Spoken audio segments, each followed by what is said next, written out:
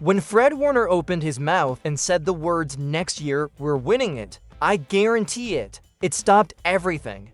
Even if you've been around football long enough to know players say confident things all the time, this one felt different. Guarantees don't get thrown around lightly in the NFL, especially by leaders on teams that have come painfully close and fallen short. As a 49ers fan, you probably felt that mix of emotions instantly. Part excitement, part disbelief, part here we go. Again, because on one hand, you love the confidence from your defensive captain. On the other, you've lived through enough postseason heartbreak to know how brutal this league can be. And that's exactly why this comment matters. It wasn't just noise. It was a statement meant to define the mindset of this team moving forward. What makes it even more interesting is that Fred wasn't alone in projecting that confidence. Kyle Shanahan followed it up with comments that raised just as many eyebrows. When Kyle talked about having his first 3 Super Bowl losses out of the way and suggested that wins are next, he wasn't joking. He wasn't hedging. He was clearly aligning himself with the same belief Fred just put out into the world. Whether you love Kyle or you're still questioning him, that's not something you can ignore. That's a head coach essentially saying, "We are not backing down from expectations anymore," and as a fan, that puts you in a tough spot. Do you buy in or do you protect yourself from getting hurt again? This is where I want to hear from you right away. Be honest with yourself and drop it in the comments. Do you believe Fred Warner's guarantee? Yes or no? No long explanations needed yet. Just yes or no. And while you're here, make sure you're subscribed and notifications are on. We're pushing toward 2,000 subscribers, and if you want real, grounded for Niners talk that doesn't run from the hard conversations, this is the place to be. Hit like too. It helps this video reach more of the faithful who are having the same debates you are right now. Now, before we get caught up in the emotion of it all, we have to slow down and do the responsible thing. Confidence is great, belief is necessary, but the NFL doesn't care what you say in February. It only cares what happens on Sundays. That's why the real question isn't whether Fred should have said it. The real question is whether the path in front of the 49ers actually supports that level of confidence, because guarantees only look bold when they're made. They look legendary if they're backed up, and they look disastrous if they're not. That's why we have to dig into what's coming next. The opponents, the matchups, the games the 49ers should win, the games that could swing either way, and the games that will test everything this team claims to be. If Fred Warner is right, it won't be because of one soundbite. It'll be because this roster proves it week after week. So let's start breaking it all down and take an honest look at the teams the 49ers should control if this guarantee is going to mean anything at all. When you talk about winning a Super Bowl, you don't start by dreaming about confetti. You start by taking care of business against teams you're supposed to beat. That's how real contenders separate themselves from the rest of the league. So if Fred Warner's guarantee is going to age well, the 49ers have to dominate the portion of their schedule where talent, structure, and stability are clearly in their favor. These are the games that don't show up on highlight reels, but absolutely decide whether you're playing in January or watching from home.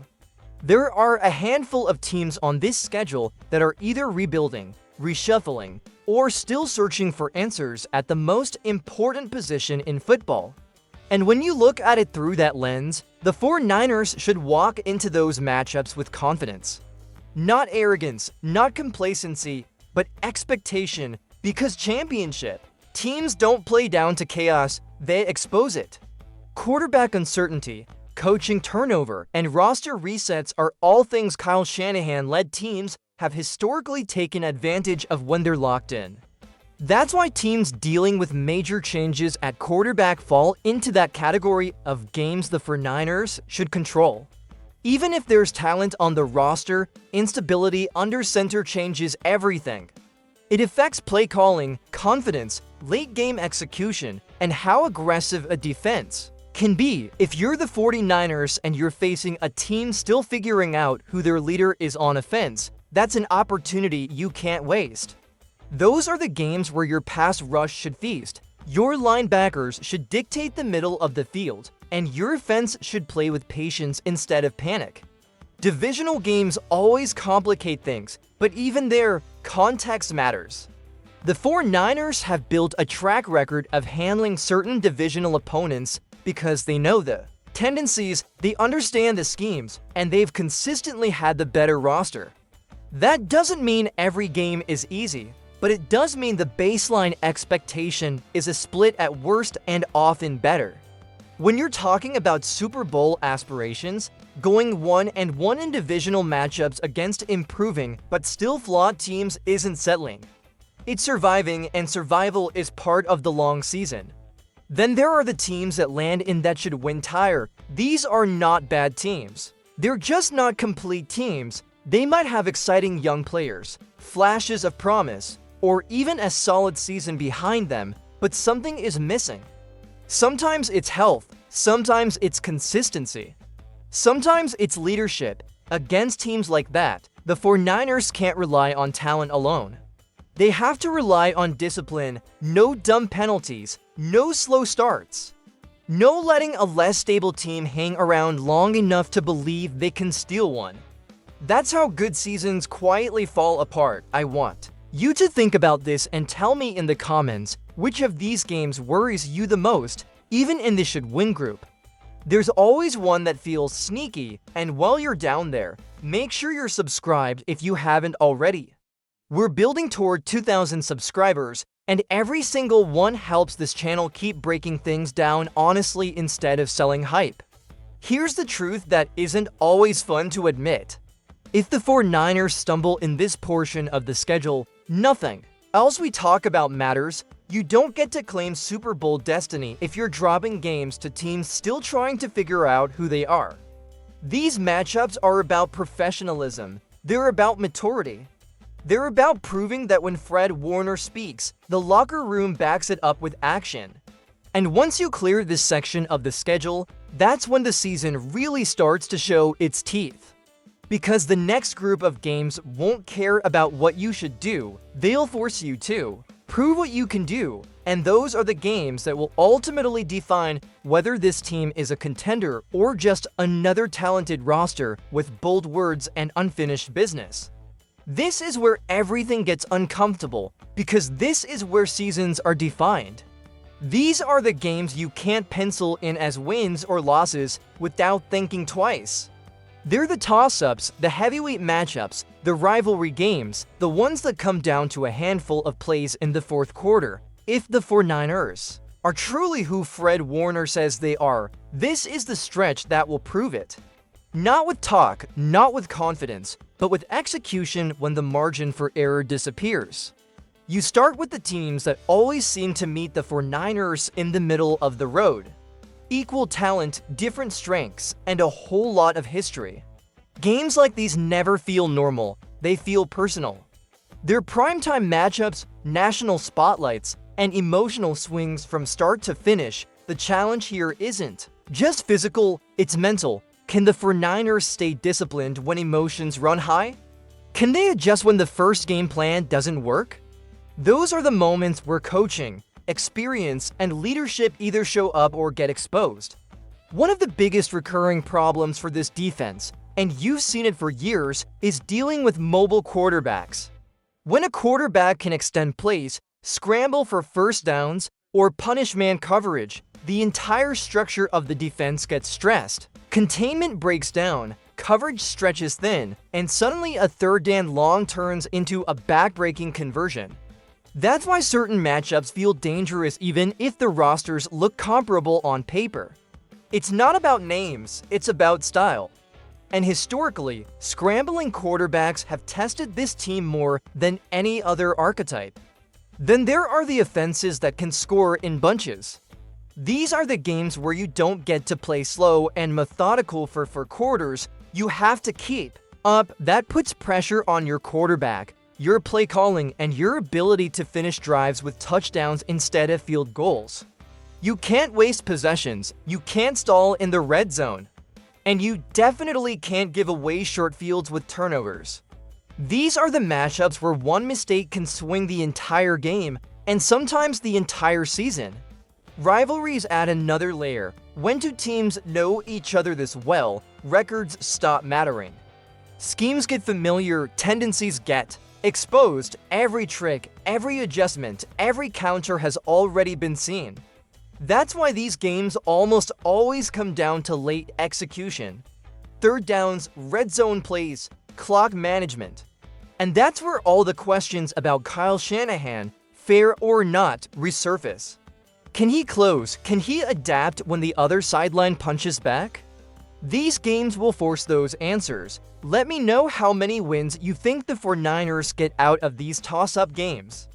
Drop a number in the comments, and if you're enjoying this breakdown, hit like and make sure you're subscribed. We're closing in on 2,000 subscribers, and this is the kind of deep, honest conversation that keeps this community growing. Because after these games, there's no hiding. Whatever record the 49ers have coming out of this stretch will tell us exactly who they are, contender, pretender, or something stuck in between. And unfortunately, the schedule doesn't get any easier from here.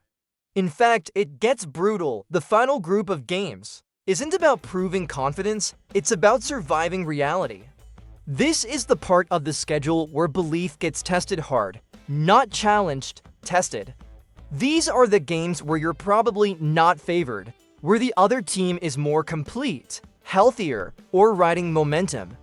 And if you're being honest as a 49ers fan, these are the matchups that immediately make your stomach drop when you look at the calendar. But here's the thing, if Fred Warner is right, if this team is actually on a Super Bowl path, then they don't get to avoid these games. They have to face them head-on. When you line up against the best teams in the league, excuses disappear. Talent gaps get exposed, depth gets tested. Coaching decisions get magnified. These aren't games you win by accident. You win them by being sharper, tougher, and more resilient when everything is stacked against you. That's why these matchups matter more than almost anything else. They show you whether a team is merely good or truly championship level. Young, elite rosters with confidence and momentum are especially dangerous. These teams aren't scared of your history or your resumes. They play fast, aggressive, and loose. They don't flinch when things get chaotic. And when they smell weakness, they attack it relentlessly. For the 49ers, this is where leadership becomes everything. Veterans have to calm things down. Coaches have to make the right adjustments quickly. You don't get time to figure it out over 3 quarters. You either respond immediately or the game slips away. Then there's the emotional baggage, recent blowouts, playoff eliminations. Games you still haven't forgotten. These matchups bring all of that back to the surface. And that can go one of two ways. It can weigh a team down, or it can fuel them. That's the unanswered question hanging over this entire season. Can the 49ers turn past failures into motivation, or will those moments resurface when the pressure is highest? This is where Fred Warner's guarantee either becomes legendary or reckless. Because saying you're going to win a Super Bowl means you believe you can beat anyone, anywhere, when it matters most, not just the teams you should beat. Not just the toss-ups, but the best of the best. And that's a standard very few teams can actually live up to. So now I want to put it back on you. Drop your prediction in the comments. What's the final record? And more importantly, is this team winning a Super Bowl or not? If you don't think so, what's the one move they still need to make to get there? Let's talk it out, and if you've made it this far, do me a favor. Like the video, subscribe to the channel, and help us push toward 2,000 subscribers. This community grows when real fans have real conversations, not when we hide from hard truths. Fred Warner planted the flag, Kyle Shanahan echoed the belief. Now the season will decide whether it was confidence or prophecy.